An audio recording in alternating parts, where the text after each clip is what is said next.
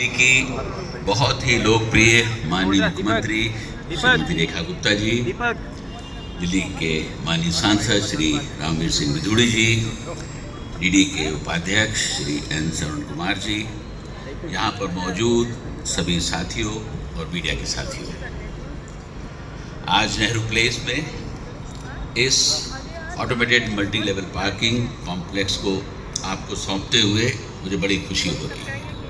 यानी केवल यहाँ की ज़रूरत थी, बल्कि लंबे समय से आप लोगों की मांग भी थी। इसके शुरू होने से नेहरू प्लेस में पार्किंग की समस्या काफ़ी हद तक तो दूर हो गई और अनऑथराइज पार्किंग की वजह से लगने वाले जाम पर भी बहुत हद राहत मिली। ये नेहरू प्लेस डिस्ट्रिक्ट सेंटर के पुनर्विकास योजना का हिस्सा है, जिसे डीडी द्वारा विकसित किया गया है। देवियों सज्जनों, जैसा कि हम सभी जानते हैं कि नेहरू प्लेस केवल एक कॉमर्शियल कॉम्प्लेक्स नहीं है, बल्कि यह देश की राजधानी का मेजर कॉमर्शियल हब भी है।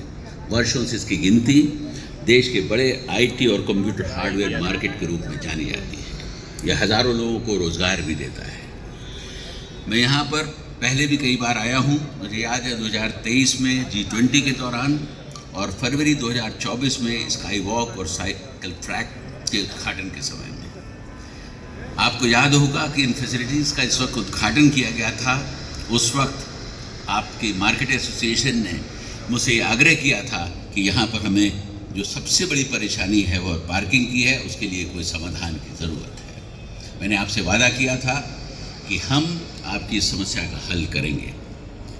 तब लोगों की सबसे बड़ी समस्या जो मैंने कहा था अनऑथराइज पार्किंग और उससे लगने वाले ट्रैफिक जैम को लेकर थी। मुझे खुशी है कि आज आपकी उस परेशानी को हम कुछ हद तक दूर करने में सफल हुए हैं। मेरी आपसे ये अपील है कि आप इस पार्किंग का भरपूर इस्तेमाल करें और सड़कों पर या घरों के बाहर अनऑथराइज पार्किंग ना करें। ऐसा ना हो कि यह कॉम्प्लेक्स केवल एक अनयूज्ड स्ट्रक्चर के रूप में बनकर खड़ा रह जाए। देवियों सज्जनों, दिल्ली में पार्किंग की समस्या बेहद गंभीर है। जाम, रोड एक्सीडेंट की एक बड़ी वजह अनऑथराइज पार्किंग भी है। दिल्ली की सड़कों पर चलते हुए या किसी भी रेजिडेंशियल कॉलोनी में अथवा बाजार में आप जाएंगे तो देखेंगे पेमेंट्स पर, फुटपाथ पर और सड़कों के राइट ऑन द वे हज़ारों की संख्या में गाड़ियाँ खड़ी रहती हैं। दिल्ली में सरफेस और मल्टी लेवल पार्किंग को मिलाकर करीब 679 पार्किंग फैसिलिटीज़ उपलब्ध हैं। इनमें एनडीएमसी की करीब 119, एमसीडी की 419, डीएमआरसी की 102 तथा डीडी की 39 संचालित है। इसके अतिरिक्त डीडी ने करीब 100 पार्किंग प्लॉट्स एमसीडी को दिए हैं, जो भी पार्किंग का कार्य कर रहे हैं। इन सभी पार्किंग सुविधाओं को मिलाकर लगभग 1,70,000 फोर व्हीलर्स और टू व्हीलर्स की पार्किंग दिल्ली में उपलब्ध कराई गई है। इसके अलावा कई अन्य पार्किंग साइट्स का विकास बहुत तेज़ी से चल रहा है।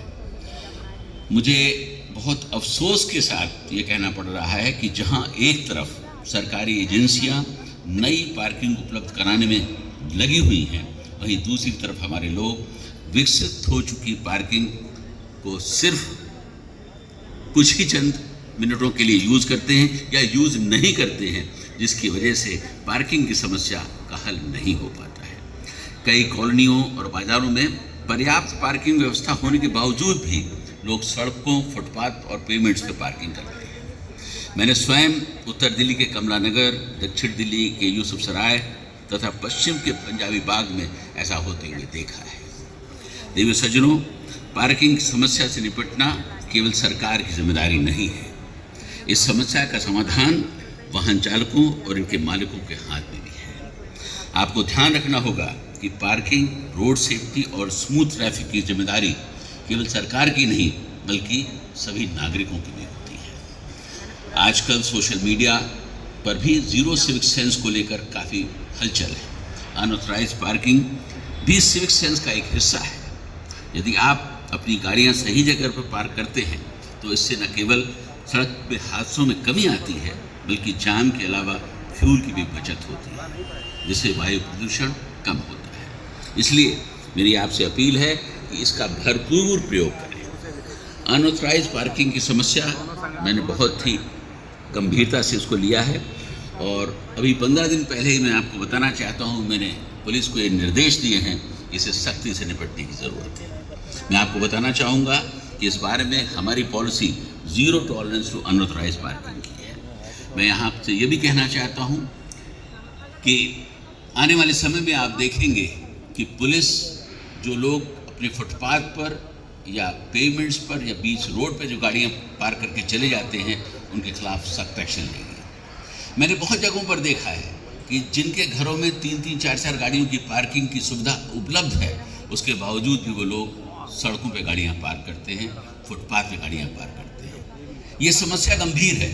जब तक पब्लिक साथ नहीं देगी, तब तक इस समस्या को कोई भी सरकार हल नहीं कर सकती है। मैं आज आपसे ये भी कहना चाहता हूँ, जो इतनी पार्किंग का जिसका मैंने नंबर आपको बताया है, जो सरकार ने बनाई है, उसमें अगर ऑक्यूपेंसी को देखें तो किसी पार्किंग में 20% की ऑक्यूपेंसी है, किसी में 60 की है, किसी में 74 की है।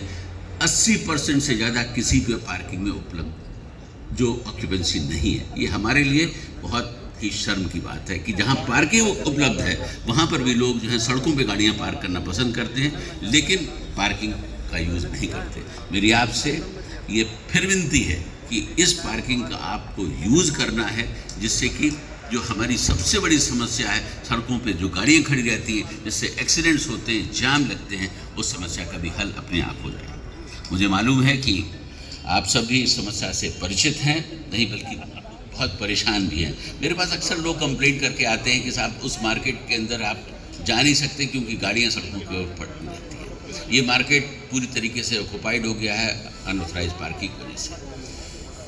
जब उसकी जांच की जाती है तो मालूम पड़ता है कि सबसे ज़्यादा जो पार्किंग की गई है उस मार्केट के लोगों द्वारा ही पार्किंग की गई है, ना कि किसी कस्टमर के द्वारा पार्क किया गया है।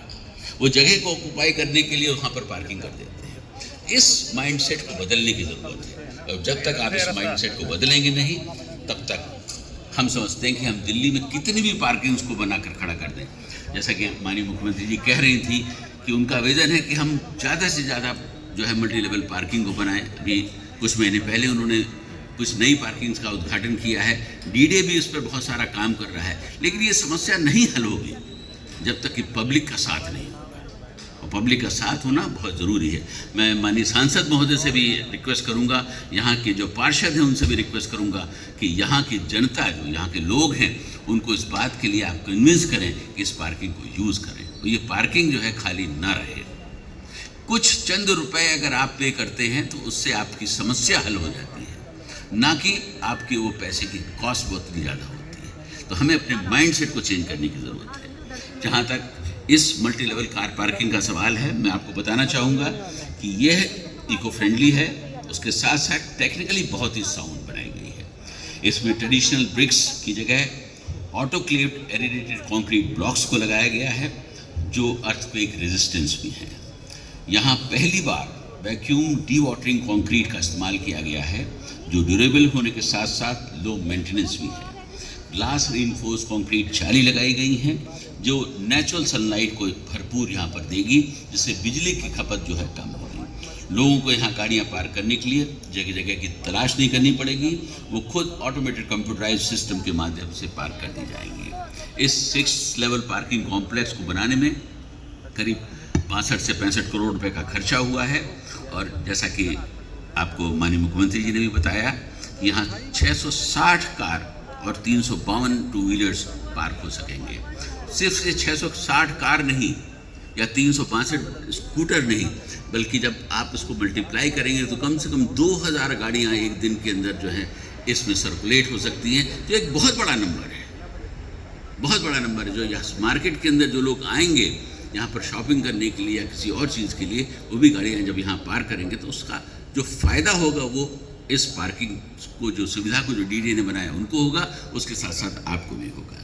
इसके अलावा automated ticketing, fire fighting system, CCTV surveillance, lift, electric charging points उपलब्ध कराए गए हैं।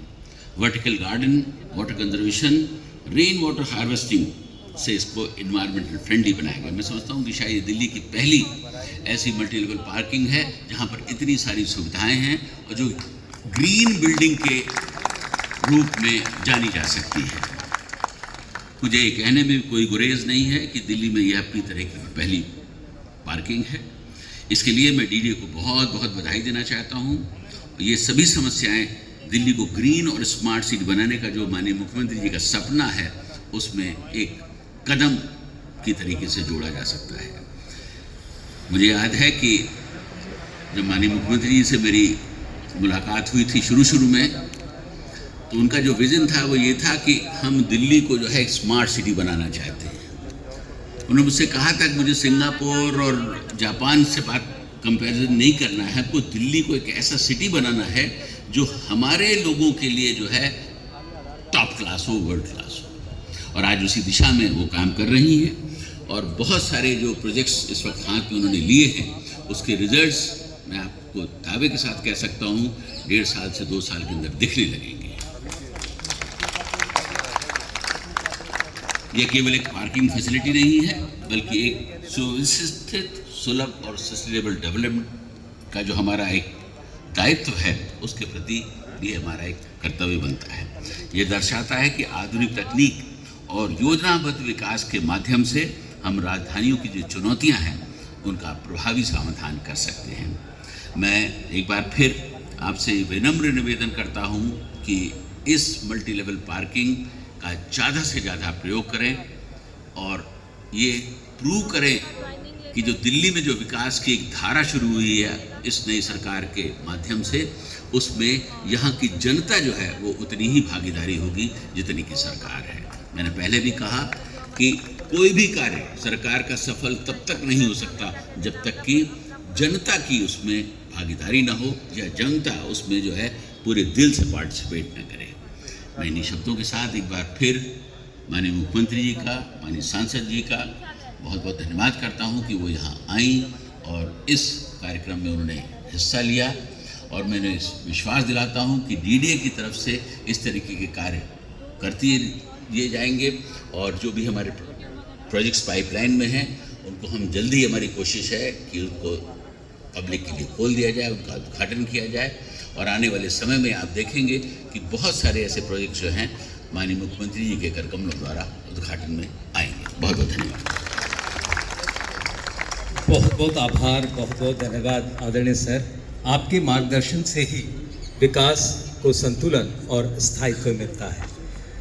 संकल्प एक दिशा, लक्ष्य एक, विकास, सुव्यवस्था और जन सुविधाएं। जब संवैधानिक नेतृत्व और जन नेतृत्व एक ही ध्येय पर अग्रसर होता है, तब उपलब्धियां इतिहास बनाती हैं। और आज ये उपलब्धि अपने आप में बहुत विशेष। बहुत बहुत आभार आप सबका। अब मेरा निवेदन आज के इस अवसर पर वित्त सदस्य महोदय से वो आए और हम सबके बीच अपना धन्यवाद प्रस्ताव रखें। एक बार जोरदार तालियों